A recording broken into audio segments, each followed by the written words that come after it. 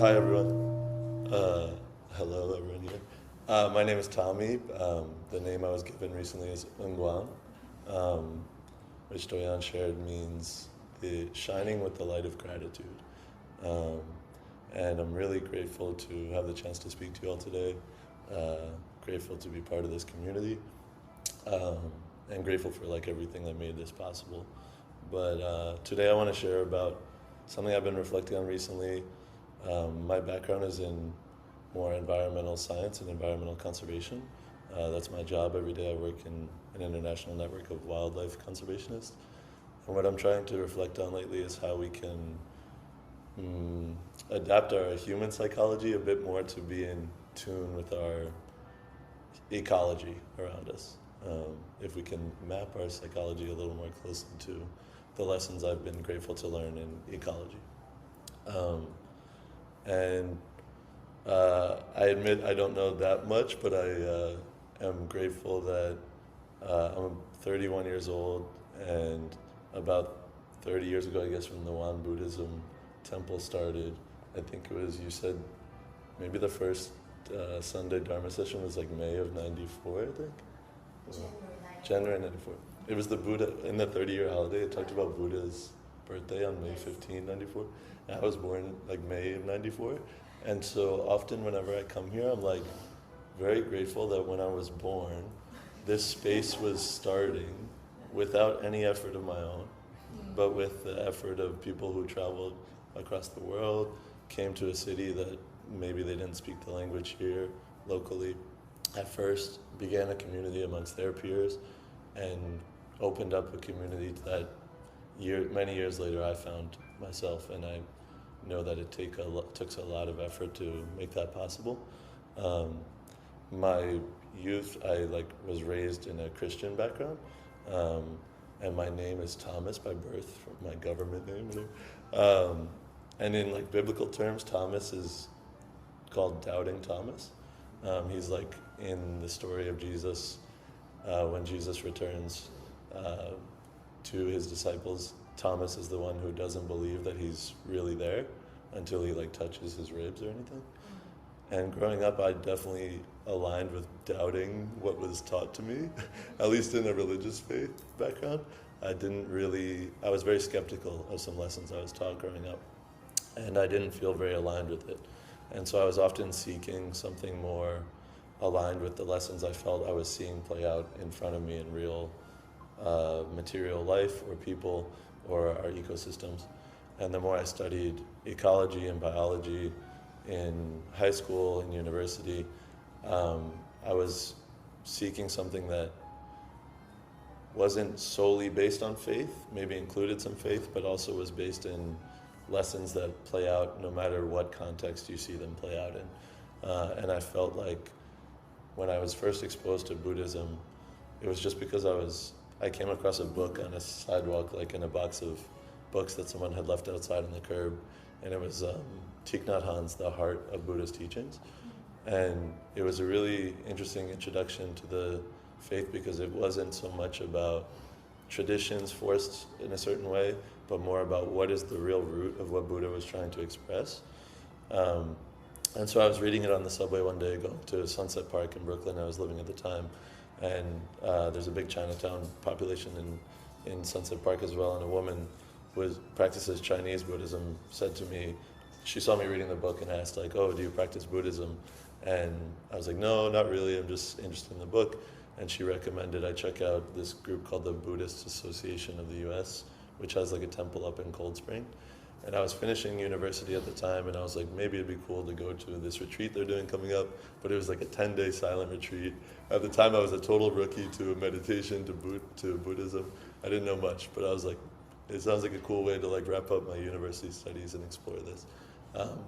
But when I got there, I struggled a lot with the intensity of it, with the traditionality of it. And oftentimes, I think you guys might feel similarly when we go to a retreat on meditation or a silent retreat, or in any mindfulness space in New York City. There's often a lot of people who are seeking, in my opinion, an escape from what we have to deal with around us all the time.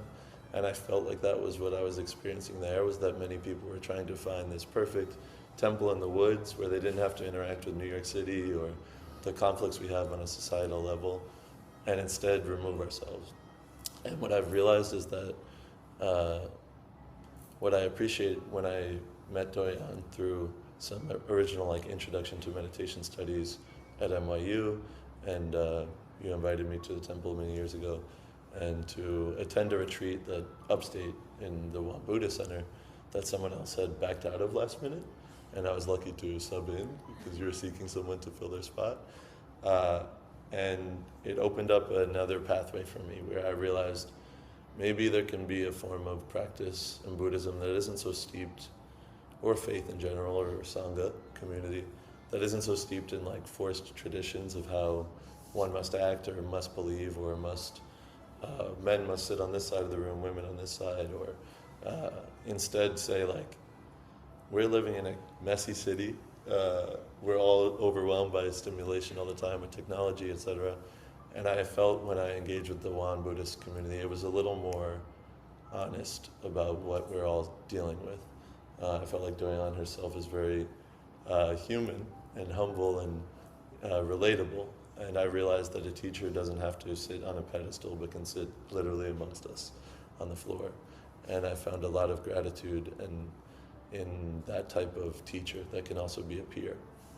And so the more years I've practiced with this community and learned more about WonBuddhism, along with my work in ecology and conservation, I've realized that there are certain principles that seem to be true no matter what. Many of those are what we read every week about impermanence and permanence as well, and that duality there of how this all plays out. How I see in ecology that, maybe this music stopped. Well, I'll wrap up to say that I've seen in my ecological studies that everything in an ecosystem relies on one another. And when you remove a certain type of species or plant, of wildlife, or whatever it might be, oftentimes there's consequences that are unforeseen. We might overharvest a certain resource and not realize that that was actually critical to sustaining another population of wildlife that we rely on or anything like that. And what I think is that humans have tended to create our society thinking we're separate from nature. And what I've realized is that we can't separate ourselves from it.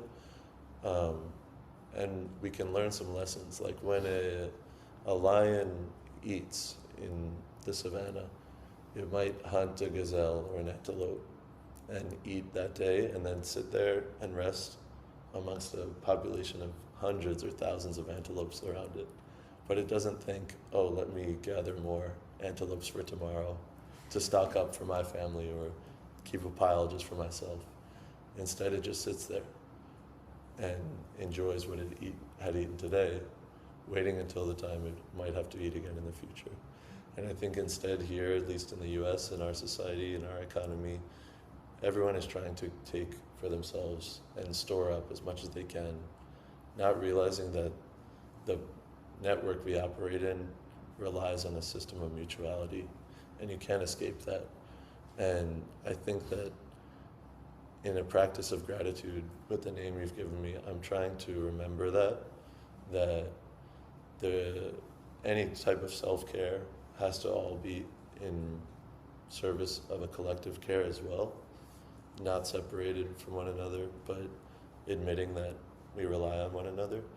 And I think that dedicating myself more to this community helps me to realize that there's so many more people in New York who I know that do want to make this world a better place for all of us together, and are trying in all of our own unique ways.